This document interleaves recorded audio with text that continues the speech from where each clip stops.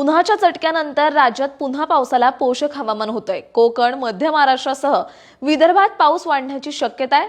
आज 23 जुलै रोजी कोकण घाटमाथ्यावर मुसळधार पावसाची शक्यता असल्याने दक्षतेचा इशारा देण्यात आलाय। तर उर्वरित कोकणासह मराठवाडा आणि विदर्भात जोरदार पावसाच्या सरींची शक्यता असल्याने सतर्कतेचा इशारा हवामान विभागाने दिलाय। मंगळवारी म्हणजेच काल 22 जुलै रोजी सकाळपर्यंतच्या 24 तासांमध्ये मुंबईसह कोकण, मध्य महाराष्ट्राच्या घाटमाथ्यावर मध्यम ते जोरदार पावसाने हजेरी लावली आहे। पूर्व विदर्भातील तुरळक ठिकाणी हलक्या ते मध्यम पावसाने हजेरी लावली आहे। पावसाची उघडीप असलेल्या भागात उन्हाचा चटका आणि उकाडा कायम आहे। विदर्भातील अकोला येथे राज्यातील उच्चांकी 35.7 अंश सेल्सिअस तापमानाची नोंद झाली।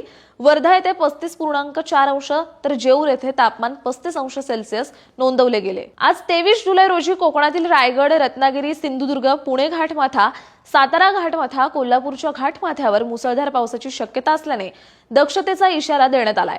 तर मुंबई, ठाणे, पालघर, नाशिक घाटमाथा, चंद्रपूर, गडचिरोली जिल्ह्यात जोरदार सरींची तसंच नंदुरबार, धुळे, जालना, परभणी, हिंगोली, नांदेड, अमरावती, नागपूर, भंडारा, गोंदिया जिल्ह्यात विजांसह पावसाची शक्यता असल्याने सतर्कतेचा इशारा आहे। उर्वरित राज्यात तुरळक ठिकाणी हलक्या ते मध्यम पावसाची शक्यता कायम आहे।